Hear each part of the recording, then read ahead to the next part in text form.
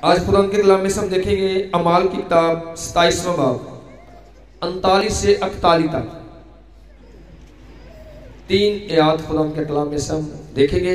जब दिन निकल आया तो उन्होंने उस मुल्क को ना पहचाना, मगर एक खाड़ी देखी जिसका किनारा साफ था और सलाह की कि अगर हो सके तो जहाज को उस पर चढ़ा ले। पास लंगर खोलकर समुद्र में छोड़ दिए और पतवारों की भी रस्सियां खोल दी और अगला पाल हवा के रुख पर चढ़ाकर उस किनारे की तरफ चले। लेकिन एक ऐसी जगह जा पड़े जिसके दोनों तरफ समुद्र का जोर था और जहाज जमीन पर टिक गया।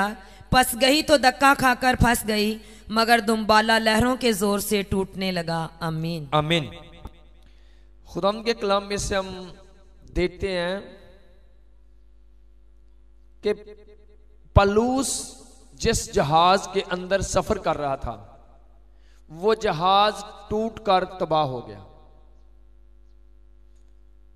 पलूस रसूल जो खुदा का बंदा था वो जिस जहाज में सफर कर रहा था उस जहाज का हादसा हुआ और वो जहाज उस हादसे में मुकम्मल तौर पर तबाह हो गया। हम सोचते हैं कि जिस जहाज में पलूस था उस जहाज के साथ हादसा क्यों पेश आया।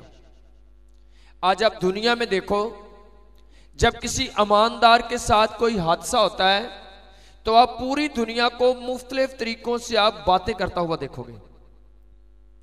दुनिया मुख्तलिफ तरीकों से खुदा के लोगों पर इल्जाम लगाएगी कि ये दुआ करने वाले लोग, ये खुदा पर अमान रखने वाले लोग, ये चर्च में जाने वाले लोग, लेकिन ये हादसा इनके साथ क्यों हुआ। खुदा के कलाम में बड़े जहाजों का जिक्र है, एक नहीं काफी जहाजों का जिक्र है। जहाज मजबूत सवारी है एक। खुदा के कलाम में काफी जहाजों का जिक्र है जो तबाह बर्बाद हुए और जहाजों ने कोई काम नहीं किया। खुदा के कलाम में हम यूना के जहाज के बारे में अक्सर सुनते हैं कि यूना जिस जहाज पर सफर कर रहा था एक बड़ा हादसा हुआ और वो जहाज तूफान में गिरा। उस जहाज पर बड़ी मुसीबत आई और वो जहाज बड़ी मुश्किलात में से गुजरा। लेकिन आज हम देखते हैं खुदा के कलाम में कि जिस जहाज में पलूस रसूल था वो जहाज भी लंबा टाइम मुश्किलात में से गुजरा, बहुत बड़ा हादसा, और आखिर पर वो जहाज मुकम्मल तौर पर तबाह हो गया। खुदा के कलाम में एक बादशाह के बारे में लिखा है कि उस बादशाह ने, इसराइल का बादशाह, उसने जहाज बनाए ताकि वो उन जहाजों पर अपना बिजनेस करे। लेकिन लिखा है जैसे उसने वो बहरी बेड़ा या वो जहाज बनाया तो वो जहाज एक चक्कर भी उस बिजनेस के लिए वो लगा नहीं सका। वो सिर्फ जहाज बने के बने उधर ही खड़े रह गए। उन जहाजों ने कोई काम नहीं किया और मुल्क का कोई फायदा वो जहाज जो थे वो ना कर सके। उसकी रीजन क्या है कि उस जहाज ने, उस बादशाह ने उस जहाज को जब बनाया तो उसने गैर कौम बादशाहों का सहारा लिया था, उनके साथ मिलकर वो जाना चाहता था। और ये बात खुदा को पसंद नहीं आई कि इस जहाज के अंदर फलां बंदे की भी पार्टनरशिप हो, फलां बंदा भी इस जहाज का हिस्सेदार हो, और मैं जो इस जहाज को बरकत दूं, इस बरकत से फलां कौम जो मुझे मानती नहीं है, जो मेरी इबादत नहीं करती है, वो भी फायदा उठाए। ये बात खुदा को पसंद नहीं आई और खुदा ने उस जहाज को कोई भी फायदा नहीं पहुंचाने दिया। वो जहाज एक भी चक्कर नहीं लगा सका। सो एक जहाज सुलेमान का जहाज है और दूसरा जहाज यूना का जहाज है जिस पर मुसीबतें आई, मुश्किलात आई, और वो जहाज तबाह तो नहीं हुआ लेकिन उसकी वजह कि वो बच गया क्योंकि उन लोगों ने जो यूना के जहाज के अंदर थे उन्होंने खुदा के आगे घुटने टेक लिए और खुदा के आगे झुक गए, दरियाफ्त करना शुरू किया, खुदा हमारे जहाज पर मुसीबत क्यों आई है। और जब दुआ कर रहे थे खुदा ने ये भेद उन पर खोल दिया कि तुम्हारा जहाज बच सकता है। तुम्हारे जहाज के अंदर प्रॉब्लम यह है कि एक ऐसा बंदा जहाज के अंदर है जिसको मैं नहीं चाहता कि वो इस जहाज पर बैठकर अपनी मंजिल पर पहुंचे, अगर वो बंदा इस जहाज के अंदर होगा तो मैं इस पूरे जहाज को ही वहां पर पहुंचने नहीं दूंगा। अगर तुम चाहते हो ये जहाज वहां पर पहुंचे तो इस बंदे को अपने जहाज से बाहर फेंक दो, बाहर निकाल दो, आपका जहाज जो है वो कामयाब हो जाएगा। और वो लोग वाकई मानने वाले लोग थे। उन्होंने बड़े खौफ के साथ, डर के साथ उन्होंने यूना से पूछा कि बता तूने क्या गुनाह किया है, तेरी वजह से खुदा नाराज है और तेरी वजह से ये कीमती जहाज तबाह होने वाला है और इतनी जानें तबाह होने वाली हैं। लेकिन क्या हुआ, उन लोगों ने इस बात को मान लिया। उन्होंने यूना को जहाज से बाहर फेंक दिया और वो जहाज बच गया। वो जहाज आपका खानदान हो सकता है, वो जहाज आपका चर्च हो सकता है, वो जहाज कोई आपका बिजनेस हो सकता है जो तबाही पर है, जो डूबने पर है, जो हलाक होने पर है। लेकिन अगर तो आप खुदा के आगे घुटने टेकोगे और अपनी प्रॉब्लम, अपने जहाज के डूबने की उस मुश्किलात की वजह को दरियाफ्त करने के लिए झुक जाओगे तो कोई ऐसी चीज नहीं जो उस जहाज को डुबो सके। खुदा उस जहाज पर आए हुए तूफान को कैंसिल कर सकता है, खुदा उस जहाज पर आई हुई मुश्किलात को खत्म कर सकता है। लेकिन कब? जब वो लोग झुकेंगे। आज सालों गुजर गए, दुनिया बड़ी बड़ी प्रॉब्लम के अंदर जहाज फंसे हुए हैं, लेकिन कोई नहीं ऐसा जो पूछे कि खुदा मेरी मुश्किलात की वजह क्या है। सो वो जहाज बच गया क्योंकि उस जहाज वालों ने क्या किया, उन्होंने खुदा के आगे झुककर खुदा से पूछा, खुदा ये जहाज मुश्किलात में क्यों है, ये तूफान क्यों है जो थमने का नाम नहीं ले रहा। खुदा ने जाहिर कर दिया कि जूना जो है इसके अंदर वो मेरी बात को मान नहीं रहा, वो मेरी बात को छोड़कर मेरे मुखालिफ चल रहा है, इसलिए अगर वो इसमें रहेगा तो मैं इस जहाज को डुबाऊंगा। अगर वो निकलता है तो इस जहाज पर जो है वो बरकत से उन्होंने निकाला और वो जहाज बच गया और वो अपनी मंजिल पर पहुंचा। सब लोग जो उसके अंदर थे वो इत्मीनान में आए, शादमानी में आए, बरकत पाई और वाकई वो सब लोग कामयाब हो गए क्योंकि उन्होंने उस नाफरमानी को अपने जहाज में से निकाल दिया। अगर हम तीसरा जहाज देखते हैं, अमाल की किताब के अंदर पलूस रसूल का जहाज है। पलूस रसूल जहाज के अंदर सफर कर रहे हैं और इस जहाज के ऊपर मुसीबत आई है, मुश्किलात है, जहाज पर मुश्किलात आई। एक बहुत बड़ा हादसा हुआ।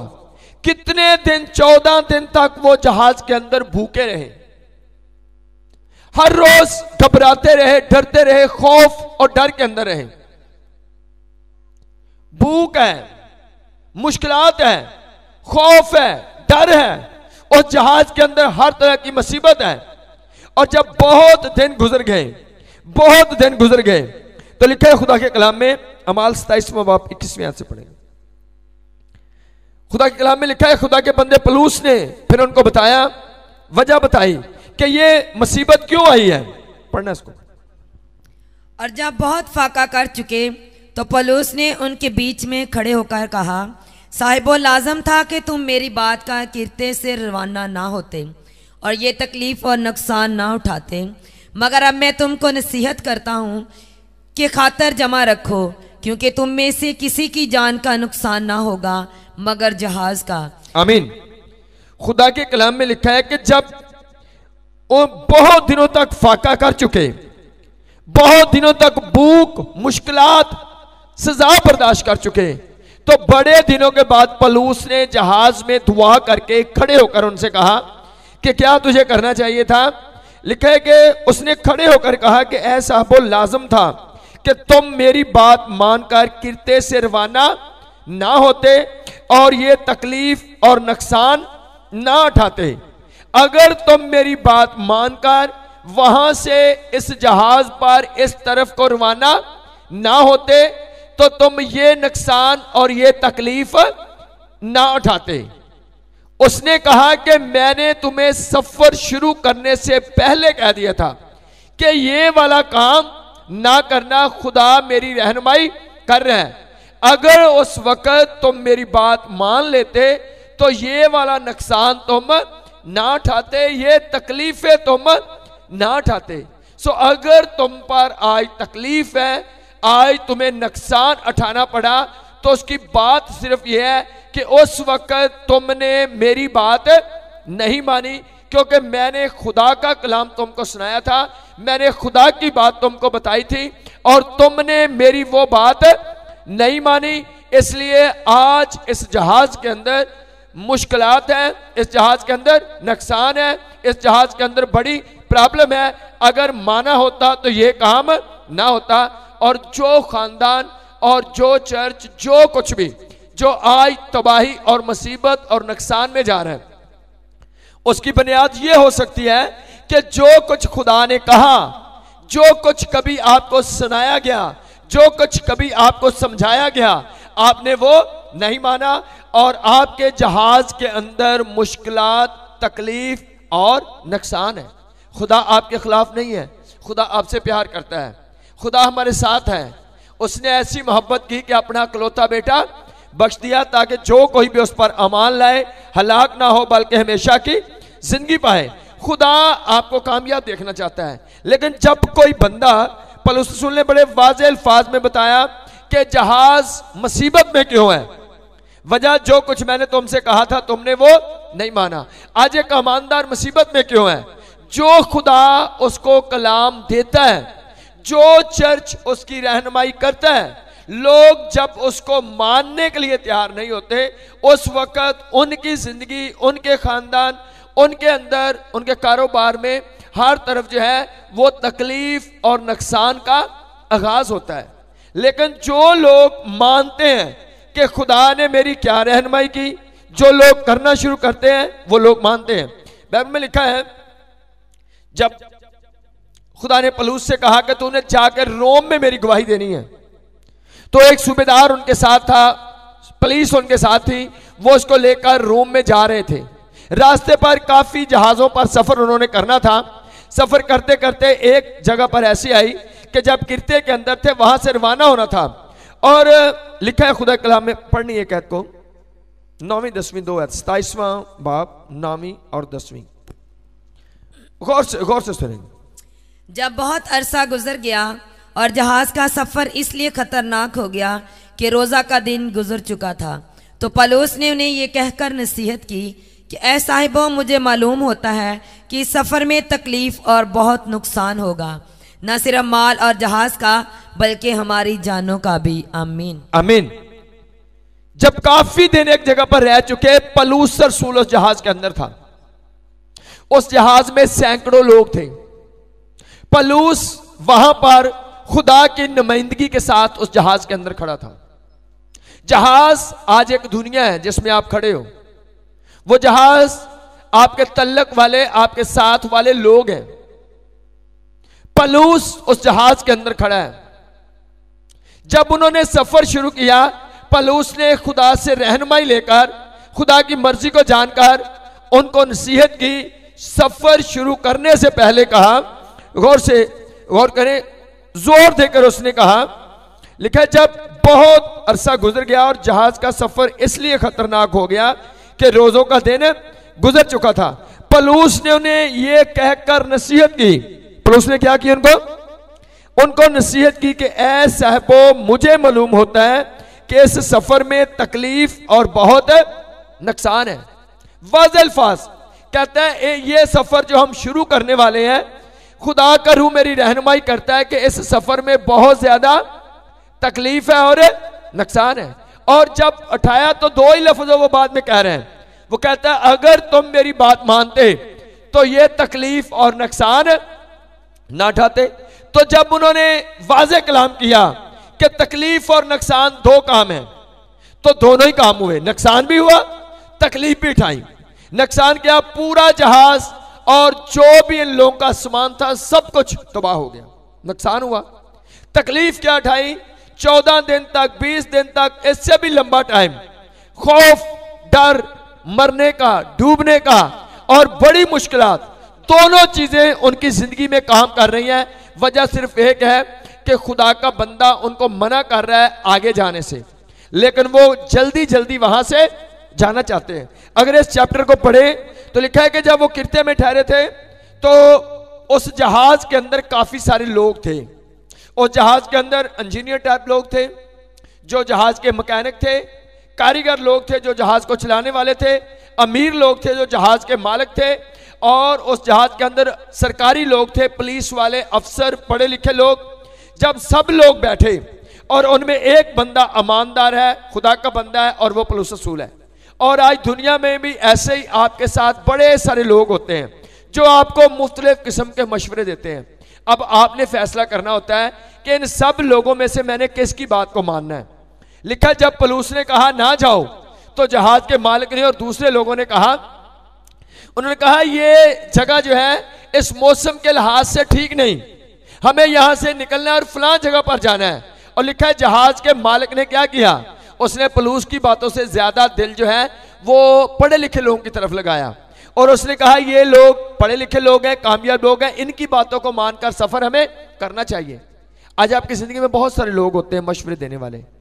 आपने देखना है कि आप दुनियादार लोगों का मशवरा मानते हो या आप किसी ईमानदार और रूहानी बंदे का मशवरा मानते हो।